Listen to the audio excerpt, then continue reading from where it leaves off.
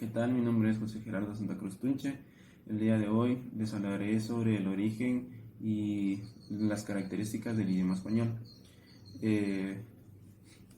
Antes de la llegada de los romanos, la península ibérica estuvo ocupada por otros pueblos con lenguas y culturas diferentes.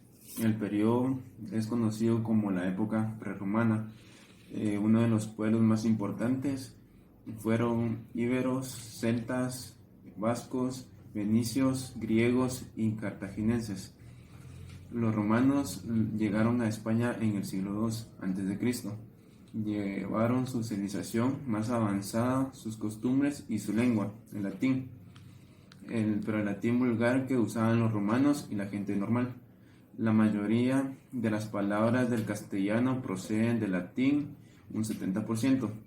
En el año V después de Cristo, el pueblo bárbaro invadió la península ibérica. España dejó muchas palabras de su lengua que se llamaba germanismo, como por ejemplo ropa, ganso, guardia y espía. En el año 711, los árabes invadieron casi toda la península dejando arabismos como zanahoria, alcachofa, taza y cifra. Al finalizar el siglo XIV, el castellano es la lengua más usada en toda España. Características del idioma español.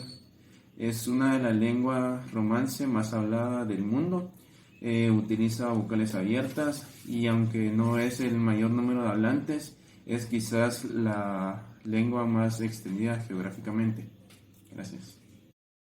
Romelia Sumalé Ramos. El tema es principales reglas de la ortografía. Las principales reglas tenemos las de acentuación. Las de acentuación se dividen por ser agudas, graves y esdrújulas. Las agudas van a ser todas aquellas palabras que terminan en N, S o vocal. Su sílaba tónica va a ser la última. Las palabras graves son todas aquellas palabras que terminan en consonantes distintas de N o S.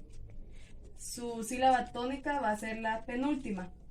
Las palabras esdrújulas son las que su sílaba tónica va a ser la antepenúltima. Todas estas se tildarán. Luego tenemos las reglas de las mayúsculas. Como las reglas de las mayúsculas, debemos de ponerle inicial mayúscula a todos los nombres propios y cuando escribimos los números romanos. También debemos de colocar inicial mayúscula al principio de una oración y al finalizar y al empezar después de punto. También tenemos las reglas de la puntuación. Debemos de saber que no podemos colocar una coma cuando tenemos un verbo principal. En esto no es correcto colocar coma. También debemos de saber que cuando utilizamos signos de interrogación y de admiración, estos vienen de par y no podemos colocar un punto al finalizar estas preguntas de interrogación, así como se abren, también se tienen que cerrar. Muy buenas tardes, licenciado. Mi nombre es Damner Manuel Ardiano Suárez y por último me tocó el tema de las principales reglas gramaticales. Las reglas gramaticales son el conjunto de normas que utiliza cualquier idioma para marcar la pauta a seguir para que el mensaje se emita y sea entendido por el receptor. La comunicación se basa en la comprensión y por tanto si no existiera una serie de patrones que marcarán una línea a seguir, sería imposible que se pudiera establecer la comunicación fluida y correcta entre las dos partes. En algunos casos se utilizan palabras propias del latín, mientras que en otros casos se usan criterios aleatorios que se conocen como artefactos, como por ejemplo, ¿por qué una silla le llaman silla y no mesa?